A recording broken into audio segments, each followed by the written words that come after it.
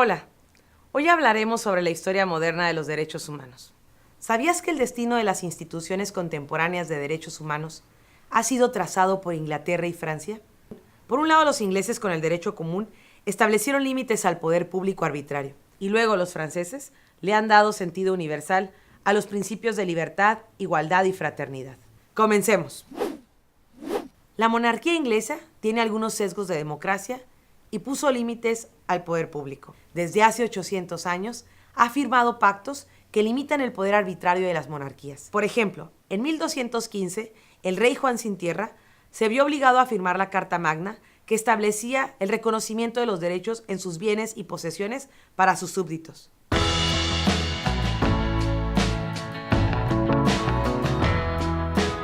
Más adelante, los legisladores británicos establecieron que nadie podía ser molestado en sus bienes o derechos sin un juicio previo. Crearon también la Carta de Derechos, el Bill of Rights, para controlar el poder del rey y que no malgastara el dinero público o bien que no llevara la guerra en época de paz. Pero quizás lo más importante data en 1610, una figura que existe en la actualidad, el control de constitucionalidad. Sí, en 1610, el juez Edward Coke dijo lo siguiente: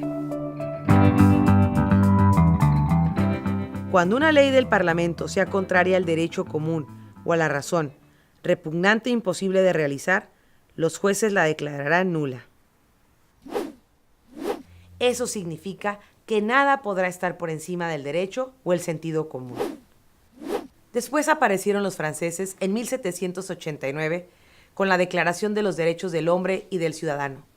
Aquí se establecían que los derechos son naturales e inalienables para las personas y que los principios de libertad, igualdad y fraternidad son para toda la sociedad y se establecen en la Constitución.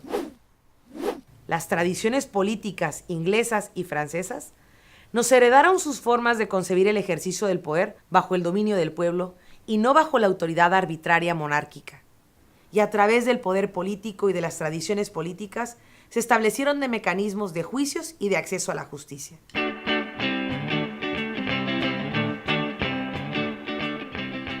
¿Y México qué papel ha tenido en la historia de los derechos humanos? Bien, el antecedente hispano más importante lo realizó Fray Bartolomé de las Casas.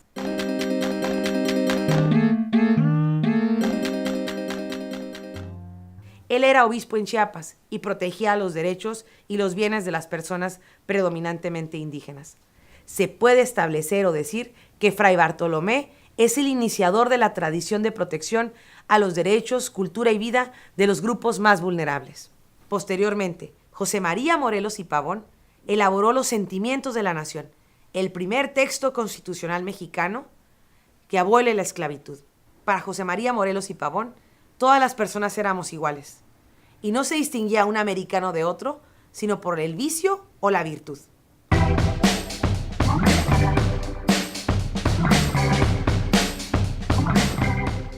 Morelos se preocupó por las personas pobres.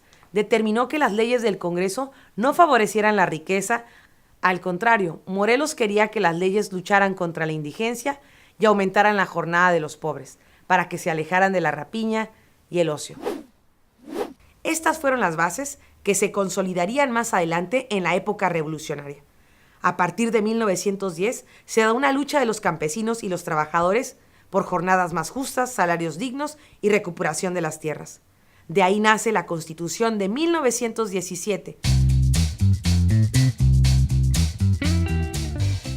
Esta Constitución hacía frente a la dictadura de Porfirio Díaz y protegía, entre otras cosas, los derechos de los trabajadores y de los campesinos que pretendían recuperar sus tierras.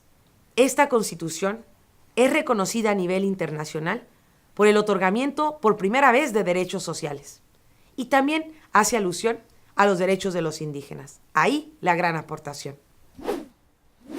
Con esto podemos observar que los ingleses y franceses establecieron ciertos parámetros de derechos humanos que México ha recogido desde la época colonial hasta la época revolucionaria. En la siguiente ocasión hablaremos de los horrores y las luchas por la protección de los derechos humanos en el siglo XX y cómo ha habido respuestas, con sus luces y sombras, por la parte de la comunidad internacional.